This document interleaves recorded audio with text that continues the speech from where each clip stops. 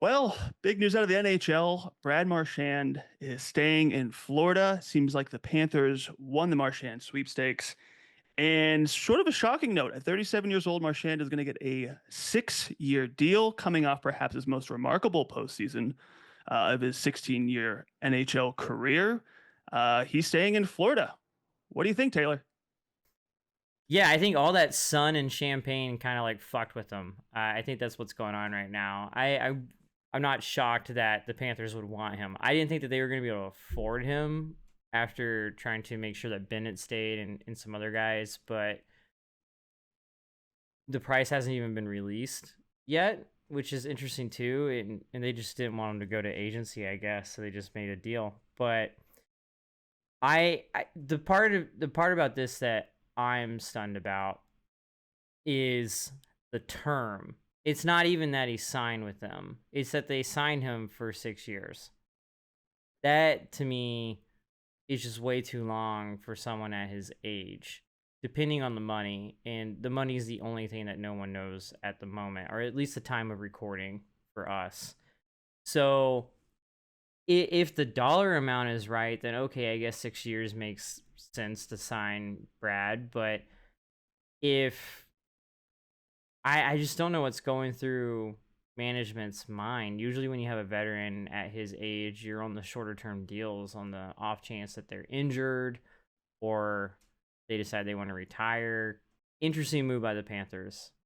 That's I'm kind of stunned, to be honest, and I don't really know what they're thinking. Yeah, you bring up what are they thinking, and I think it's clear that they're determined to go for the three-peat. Obviously, it's a win now kind of league. When you kind of get hot, you have to keep riding it. And he is 37, but he tallied a career high 10 goals in the Stanley Cup playoffs. Still didn't win the Conn Smythe. Incredibly to me, I thought he was a clear favorite for that. But they want to be the first team to three-peat. Be the first team since the Islanders in the 80s. They won four straight, of course.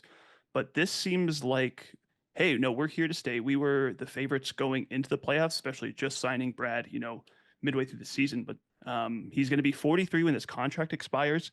In my head, because there was so much talk of him going to potentially going to Boston, and there were other suitors out for him. Those are the reports we were hearing, at least. My hot take on this is that he's going to go back to Boston before this contract is up, whether it be just play one more year for the fans here. You don't have to really worry about winning. Get your last year in a Boston B uniform. That's kind of how I see this going down. But I see them.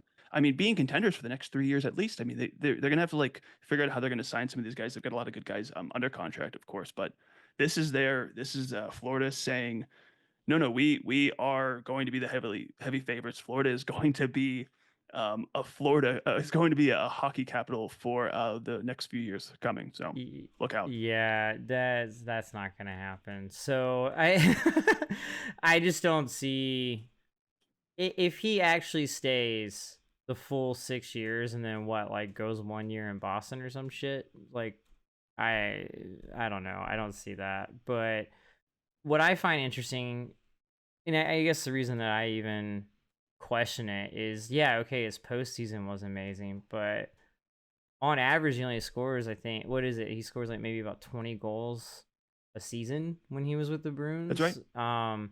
It's tough to say without knowing what they spent. Like what would you put a dollar amount on for 20 goals a season when there's plenty of guys that can do that? Now, granted, not everybody can come in and do what Brad did in the postseason. There's a lot of people who can't do that. Mm.